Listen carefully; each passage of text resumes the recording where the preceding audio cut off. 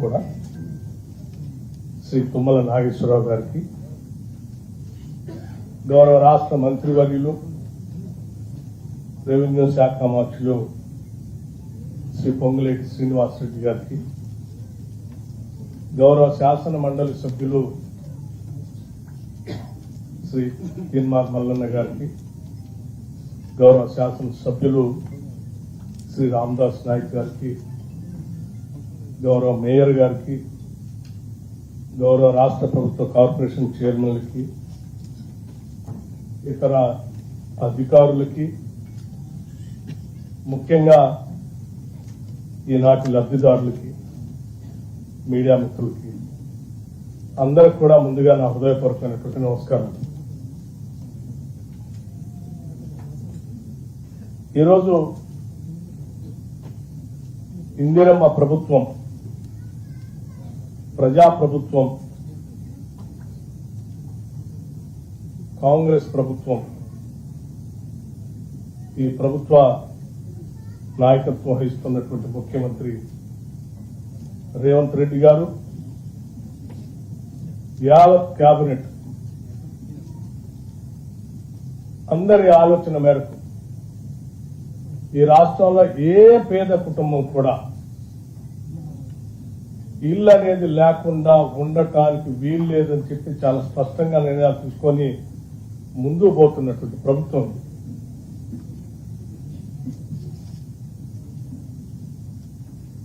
Housing శాఖ చూస్తున్నటువంటి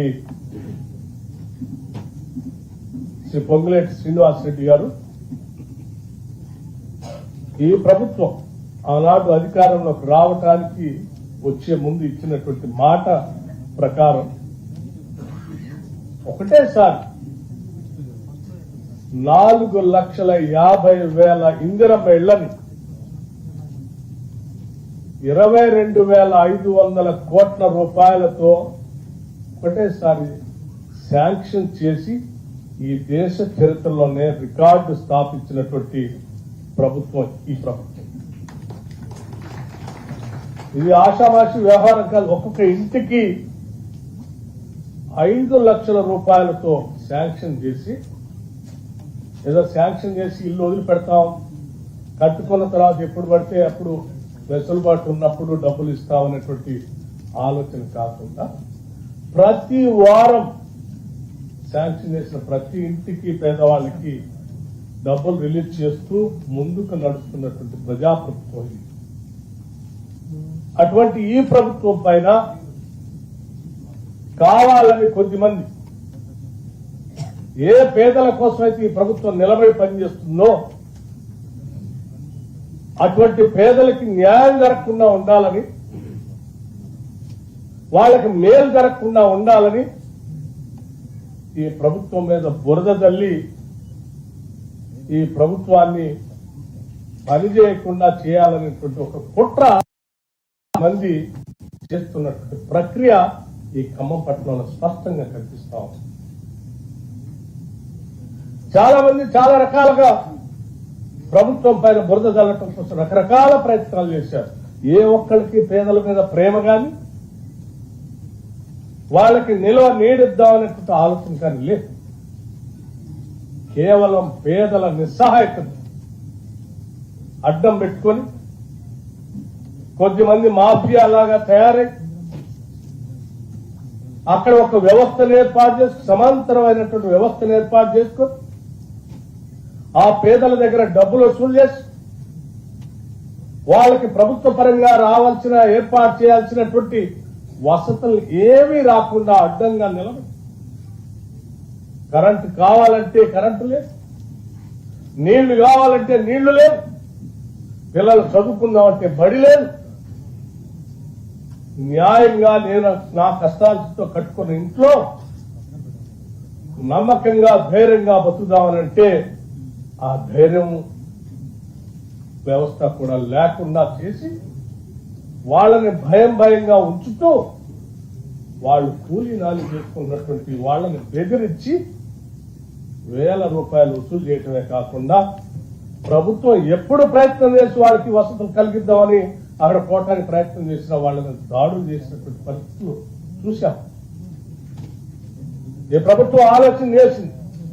మానవతా దృక్పథంతో అక్కడ ఉన్నటువంటి పేదవాళ్ళకి అందరికీ రాష్ట్ర వ్యాప్తంగా ఏ రకంగా అయితే ఇళ్లు లేని పేదవాళ్ళకి ఇళ్లు ఇచ్చి మనం నిర్మాణం చేసి ఆత్మగౌరవంతో బతికేటట్టుగా చేస్తా ఉన్నామో, ఈ వెలుగుమట్లో ఉన్నటువంటి అర్హత కలిగిన పేదవాళ్లకు కూడా ఆత్మగౌరవంతో అక్కడ బతకడానికి కావాల్సిన వ్యవస్థను ఏర్పాటు చేయాలని చెప్పి ఆలోచన చేసే ఈ కార్యక్రమాన్ని ముందుకు తీసుకొని పోయింది.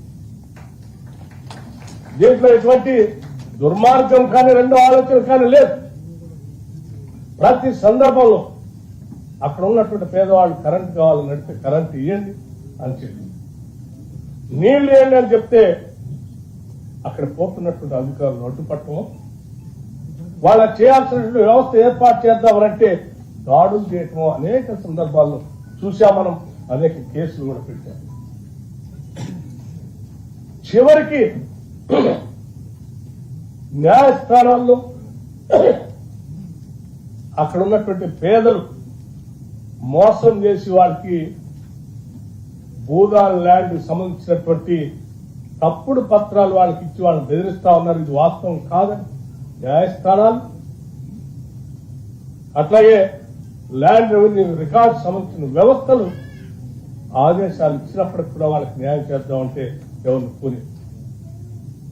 చివరికి ఏది ఏమైనప్పటికీ కూడా అక్కడ ఉన్నటువంటి ప్రతి పేద కుటుంబానికి చట్టబద్ధంగా న్యాయబద్ధంగా ఆత్మగౌరవంతో బతికేటట్టుగా ఎన్ని లక్షల కోట్ల రూపాయలు ఖర్చు అయినప్పటికీ కూడా వాళ్ళకి ఇల్లు ఇవ్వాల్సిందే, చట్టబద్ధంగా చేయాల్సిందేనటువంటి ఆలోచనతోనే అక్కడ ఈ జిల్లా యంత్రాంగం ఒక నిర్ణయం తీసుకొని ఈరోజు ముందుకు పోతున్నటువంటి తరుణంలో ఒక మానవీయమైనటువంటి ఆలోచనతో పేదవాళ్ళు బతకటం కోసం కావాల్సిన కార్యక్రమం చేయడానికి పోతా ఉంటే దాన్ని కూడా అడ్డుపెట్టి కొన్ని రకాల వ్యక్తులు కావలసిన విధంగా తప్పుడు ప్రచారం చేస్తూ ప్రభుత్వం మీద బురద జల్లడానికి ప్రయత్నం చేసి, అయినప్పటికీ కూడా ఏది ఏమైనప్పటికీ మన అంతిమ లక్ష్యం ఎవరు ఏ తప్పుడు ప్రచారం చేసినా పర్వాలేదు, మన లక్ష్యం మాత్రం అక్కడ ఉన్నటువంటి అర్హత కలిగిన పేదవాళ్లకి ఇంటి స్థలంతో పాటు ఇల్లు కూడా కట్టించి ఇవ్వాలనేటువంటి మన అంతిమ లక్ష్యం మనది. కాబట్టి ఎటువంటి అబాధులైనా భరించడానికి సిద్ధపడదామని చెప్పి రాష్ట్ర ముఖ్యమంత్రి తోటి సహచర మంత్రులతో చెప్పి తర్వాత మేము ముందుకు పోయేటువంటి కార్యక్రమం తీసుకున్నాం. ఈరోజు ఒక్కసారి ఆలోచించే దాదాపు 412 మందికి ఇవాళ అర్హత కలిగినటువంటి వాళ్ళందరినీ అధికారికంగా గుర్తించి రాష్ట్ర ప్రభుత్వం తరపర భేదం లేకుండా వీళ్ళు ఏ రాజకీయ పార్టీ వాళ్లనో లేకపోతే ప్రభుత్వాన్ని దూషించారనో లేకపోతే ప్రభుత్వం పైన రకరకాల మాటలు అన్నారనేటువంటి ఆలోచన కూడా లేదు. మాకున్న ఆలోచనల్లో ఒక్కటే, ఈ రాష్ట్రంలో పుట్టిన ప్రతి పేద కుటుంబం ఇల్లు కలిగి ఉండాలి. ప్రతి కుటుంబం ఈ రాష్ట్ర ప్రభుత్వానికి మా బాధ్యత ఇది అని చెప్పేటువంటి ఆలోచనతోనే ఈరోజు చాలా ట్రాన్స్పరెంట్ గా జిల్లా అధికార యంత్రాంగానికి ఆదేశాలు ఇచ్చి 412 మంది అర్హత కలిగిన లబ్ధిదారులను గుర్తించి ఈరోజు ఒకటేసారి పట్టాలు ఇచ్చేటువంటి ఒక బృహత్తరమైన ఒక ఉన్నతమైన కార్యక్రమం ఈరోజు తీసుకొని ఈరోజు ముందుకు పోతా ఉన్నాం. నేను ఈ లబ్ధిదారులందరికీ కూడా నా హృదయపూర్వకమైనటువంటి అభినందనలు తెలియజేస్తాం. కేవలం ఇల్లు ఇవ్వటం ఒక్కటే కాదమ్మా. మేము విన్నాము ఈరోజు అనేక సంవత్సరాలుగా ప్రతి వాళ్ళు వచ్చి బెదిరించేవాళ్ళు, ప్రతి కుటుంబాన్ని బెదిరించారు. పట్టా లేదు, ఉండనిస్తారో లేదో తెలియదు.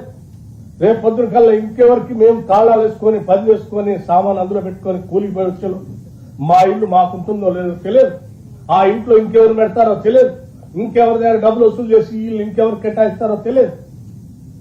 ఇటువంటి భయాందోళన మధ్యన 7-8 సంవత్సరాలుగా బతుకుతున్నటువంటి ఈ కుటుంబాలకి ఈరోజు నిర్భయంగా ధైర్యంగా ఆత్మ గౌరవంతో బతకటం కోసం ఈరోజు మన ప్రభుత్వం, పేదల ప్రభుత్వం మీకు పట్టాలు అందిస్తా ఉన్నాం. ఈ ప్రభుత్వం అందించిన పట్టాలు పుచ్చుకున్న తర్వాత ఏ ఒక్క మాఫియా సంబంధించిన సభ్యుడు అక్కడికి వచ్చి మళ్ళీ డబ్బులు అడగటం కోసం కానీ ఇల్లు ఖాళీ చేయడం కోసం ప్రయత్నం చేస్తే ఈ ప్రభుత్వం మీకు అండగా ఉంది. అటువంటి వ్యక్తుల్ని అత్యంత కఠినంగా కూడా ఈ ప్రభుత్వం నిర్ణయం తీసుకుంటుంది. ఎటువంటి భయం లేకుండా మీరు కానీ మీ కుటుంబ సభ్యులు కానీ పిల్లలు కానీ ధైర్యంగా ఈ ప్రభుత్వం మాకు పట్టా ఇచ్చింది, ఈ ప్రభుత్వం నాకు ఇల్లు ఇచ్చింది, ఇల్లు కట్టుకోవడానికి 5 లక్షల రూపాయలు కూడా ఇచ్చింది, ఇవ్వటమే కాదు ఈ ప్రభుత్వమే దగ్గరుండి పట్టాలు పొందినటువంటి మీ అందరి చేత భూమి పూజ చేపించి ఇల్లు కూడా మొదలు పెట్టిస్తుందని కూడా ఈ సందర్భంగా మీ అందరికీ నేను చేస్తాను. ఇదే వేదిక నుంచి ఇక్కడ ఉన్నటువంటి జిల్లా అధికార యంత్రాంగానికి రాష్ట్ర ముఖ్యమంత్రి రేవంత్ రెడ్డి గారు చెప్పిన సూచన మేరకు ఆదేశాలు ఇస్తా ఉన్నాను. ఇవాళ పట్టాలు మీ అందరికి ఇస్తా ఉన్నాం. ఈ పట్టాలు పొందిన లబ్ధిదారులు రేపే అక్కడికి తీసుకుని వెళ్లి మీరు దగ్గరుండి భూమి పూజ చేపించి ఇళ్లు కట్టుకునే నిర్మాణ కార్యక్రమాన్ని రేపే మొదలు పెట్టాలని కూడా ఆదేశాలు ఇస్తా ఉన్నాం. రేపు మొదలు పెట్టడమే కాదు, మీ అందరూ ఇళ్లు పూర్తి చేసుకున్న తర్వాత ఇళ్లని నిర్మాణం అంతా పూర్తి చేసి ఇరువురు మంత్రులు చెప్పినట్టు తుమ్మల నాగేశ్వరరావు గారు, పొంగులేటి శ్రీనివాసరెడ్డి గారు ఇద్దరు చెప్పినట్టుగా డిసెంబర్ 9వ తారీఖు కల్లా మీ ఇళ్ల నిర్మాణం అన్ని పూర్తి కావాలి. మీ అందరి తరఫున రాష్ట్ర ముఖ్యమంత్రి రేవంత్ రెడ్డి గారిని జిల్లా తరఫు నుంచి మేము ముగ్గురం వారిని ఆహ్వానిస్తున్నాం. వారు ఇక్కడికి వచ్చి మీ అందరి ఇళ్లలో పాలు పొంగిచ్చి గృహప్రవేశం చేపించే కార్యక్రమం కూడా 9 డిసెంబర్ నాడు చేపిస్తాం. ఇది మాకున్నటువంటి నిబద్ధత, మాకున్నటువంటి ప్రజల పక్షాన, పేదల పక్షాన మాకున్నటువంటి కమిట్మెంట్. మా కమిట్మెంట్ ని 10 సంవత్సరాలు పాలించి పేదలకు డబుల్ బెడ్రూమ్ ఇల్లు ఇస్తామని చెప్పి చెప్పి చెప్పి ఒక్క ఇల్లు కూడా కట్టకుండా వదిలిపెట్టిపోయిన మీరా ఈ రాష్ట్ర ప్రభుత్వాన్ని ఆక్షేపించేది? మీకు సోయంగా అసలు మీకెక్కడ అర్హత ఉందని నేను అడుగుతా ఉన్నా.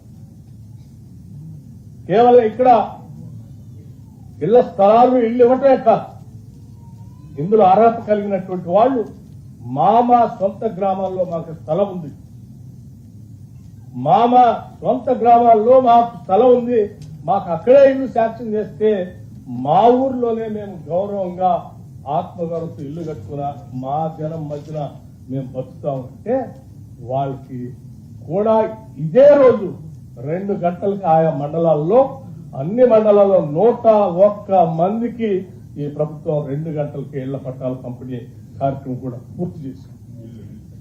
ఇళ్లకు సంబంధించి ఇళ్లని 101 ఇళ్లని, ఇందిరమ్మ ఇళ్లని శాంక్షన్ చేసి పంపిణీ చేయడం కూడా జరిగింది. ఇది మాకున్నటువంటి నిబద్ధత. దయచేసి నేను పేదవాళ్ళందరికీ చెప్తా ఉన్నాను, ఈ పేదలు ఎప్పుడు అబద్ధం చెప్పరు. రెక్కాడితే డొక్కాడినట్టు ప్రజానికి ఎప్పుడు అబద్ధం చెప్పు. మీ అందరికీ నేను మాటిస్తా ఉన్నాం, మీ అందరికి విజ్ఞప్తి కూడా చేస్తా ఉన్నాం. మీ పేదరికాన్ని, నిస్సహాయతని అర్థం పెట్టుకోవాలి. మీ దగ్గర ఎవరెవరైతే లక్షల రూపాయలు వసూలు చేసి ఇన్ని సంవత్సరాలు నరకాన్ని చూపించారో వాళ్ళ సమాచారం మొత్తం కూడా నేను ఇక్కడ ఉన్నటువంటి పోలీస్ కమిషనర్ గారికి ఆదేశాలు ఇస్తాను. వారికి సమాచారం ఇవ్వండి. మీ డబ్బులు మీరు ఎవరికైతే ఇచ్చారో ఆ డబ్బులు వసూలు చేపించి మళ్ళీ మీ డబ్బులు మీకు ఇప్పించే బాధ్యత కూడా ఈ ప్రభుత్వం తీసుకుంటుంది. ఇప్పుడే కమిషనర్ గారు కూడా ఈ ప్రభుత్వం ఆదేశాలు ఇస్తాం. ఎవ్వరికీ భయపడాల్సిన అవసరం లేదు. ఇది ప్రజల చేత, ప్రజల కొరకు, ప్రజల యొక్క ప్రభుత్వం. ఏ మాఫియా కోసం లేకపోతే ఇంకెవరో వచ్చి మనం బ్లాక్ మెయిల్ చేస్తే భయపడి బతకాల్సిన అవసరం లేదు. నిర్భయంగా ఈ ప్రభుత్వం మనది, ఇది ప్రజాప్రభుత్వం. ధైర్యంగా బతకండి, ఆత్మగౌరవంతో నిలబడండి. మీ ఆత్మగౌరవంతో నిలబడటానికి కావాల్సిన కార్యక్రమాలన్నీ కూడా ఈ ప్రభుత్వం చేపట్టింది. కేవలం ఇళ్ల పట్టాలు ఇవ్వటమే కాదు, ఇళ్లు కట్టించడమే కాదు. మీరు అడిగారు, మా పిల్లలు చదువుకోవటానికి కావాల్సినటువంటి విద్యా వ్యవస్థను కూడా ఏర్పాటు చేయండి అని చెప్పారు. ఈ ప్రభుత్వం చాలా చిత్తశుద్ధితో ఈ రాష్ట్రంలో ఉన్నటువంటి ప్రతి పేద కుటుంబానికి సంబంధించిన పిల్లలు కూడా ప్రపంచ స్థాయిలో పోటీ పడే విధంగా అత్యంత స్టాండర్డ్స్ ఇంగ్లీష్ మీడియంలో విద్యాబుద్ధులు నేర్పించాలని ఆలోచిస్తూ ముందుకు పోతున్నట్టు ప్రభుత్వం తప్పనిసరిగా మీ ఇళ్ల స్థలాలకు ఇచ్చిన స్థలం పోను మిగతా స్థలం అంతా కూడా ఇక్కడ నుంచే ఇప్పుడే ప్రకటిస్తా ఉన్నాం. మిగతా 16 ఎకరాలు కూడా పేద పిల్లలు చదువుకోవటానికి కావలసిన విధంగా అత్యున్నతమైనటువంటి ప్రమాణాలతో ఉండేటువంటి ఇంగ్లీష్ మీడియం స్టాండర్డ్స్ తో ఉండేటువంటి తెలంగాణ పబ్లిక్ స్కూల్స్ అక్కడ నిర్మిస్తాం. ఇంకా స్థలం మిగిలి ఉంటే ఏ పేదల కోసం అయితే రెసిడెన్షియల్ స్కూల్స్ కట్టి ముందుకు నడిపిస్తా ఉన్నామో ఆ రెసిడెన్షియల్ స్కూల్స్ కి పక్కా భవనాలు లేకుండా రెంటెడ్ బిల్డింగ్స్ లో ఉన్నటువంటి ఆ స్కూల్స్ కూడా ఆ స్థలాన్ని కేటాయించి అంతిమంగా పేదల ఇళ్ల కోసం పేదల బిడ్డలు చదువు కోసమే ఈ స్థలాన్ని ఉపయోగిస్తాం తప్ప ఏ ఇతర కార్యక్రమానికి ఈ స్థలాన్ని ఉపయోగించం. ఈ స్థలం కేవలం పేదలకే పంచుతాం. ఇది రాష్ట్ర ప్రభుత్వం యొక్క ఆలోచన అని చెప్పి మీ అందరికీ నేను మనవి చేస్తూ ఈ కుటుంబాలు ఈరోజు లబ్ధిదారులందరికీ మీరు చాలా బాధపడ్డారు. కరెంటు లేదు, నీళ్లు లేవు, బడి లేదు, ఇల్లు లేదు. ఈ రోజు నుంచి మీరు నిరభ్యంతరంగా కేవలం అది లేఅవుట్ చేయటం లీగల్ గా లేఅవుట్ చేసి ఇవ్వటమే కాదు, ఆ లేఅవుట్ లో కరెంట్ ఇస్తాం, కరెంటు స్తంభాలు ఇస్తాం, నీళ్లు ఇస్తాం, సివిక్ కమ్యూనిటీస్ అన్ని ఏర్పాటు చేస్తాం. ఆయా కుటుంబాలు అక్కడ ఉంటే చిన్న చిన్న కార్యక్రమాలు తీసుకోవడానికి కావాల్సినటువంటి కమ్యూనిటీ హాల్ కట్టిస్తాం, అట్లాగే షాపింగ్ కాంప్లెక్స్ కట్టిస్తాం. వీటన్నిటితో ఒక మోడల్ కాలనీగా ఇందిరమ్మ ఇల్లు ఇంత గొప్పగా ఉంటాయి ఈ దేశంలో. లక్ష్మీ ప్రసన్న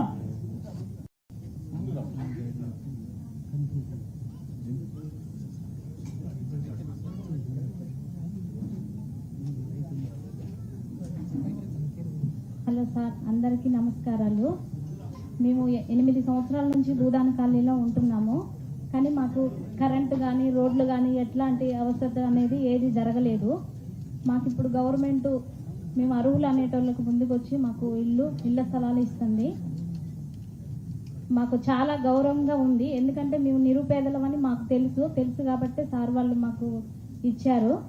ఇంకోటి విషయం ఏంటంటే సార్, ఫస్ట్ డబ్బులు ఇచ్చి ఇల్లు కట్టుకున్న వాళ్ళు ఉన్నారు సార్. వాళ్ళు ఉన్న తర్వాత వేరే వాళ్ళకు కూడా వాళ్ళు కూడా అర్హులే సార్. వాళ్ళని కూడా తీసుకొచ్చి పెట్టడం జరిగింది సార్. ఆ ఒక ఇంట్లోనే ఇద్దరిని ఉంచడం వల్ల మేము కొట్టుకొని ఇదే